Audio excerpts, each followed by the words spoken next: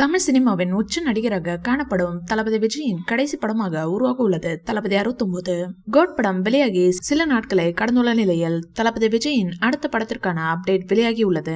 தளபதி 69வது படத்தை KPN production தயாரிக்க உள்ளது. இந்த படத்தை ஹெச் வினோத் இயக்குகின்றார். இதற்கு அனிருத் இசையமைக்கின்றார். மேலும் இந்த படம் அடுத்த ஆண்டு அக்டோபர் மாதம் வெளியாகும் என தயாரிப்பு நிறுவனம் அறிவித்துள்ளது. தளபதி விஜயும் சங்கீதாவும் பிறந்து விட்டதாக செய்தி உலா வருகிறது. அது தற்போது பொய்யாகிவிட்டது.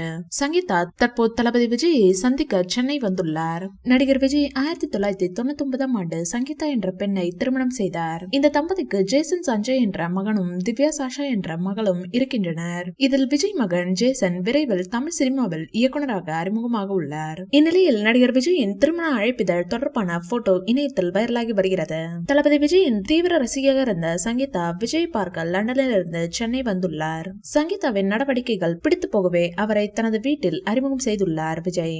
முதலில் திருமண பேச்சை எடுத்தது தளபதி விஜயின் பெற்றோர் தானாம். அதற்கு விஜயும் சங்கீதாவும் ஒப்புதல் தெரிவிக்கவே தளபதி விஜயின் தந்தை SAC மற்றும் தாய் ஷோபா ஆகியோர் லண்டன் சென்று சங்கீதாவின் பெற்றோரிடம் பேசியுள்ளனர். பின்னர் இரு வீட்டாரின் ஒப்புதலுடன் விஜய் சங்கீதா திருமணம் நடைபெற்றது.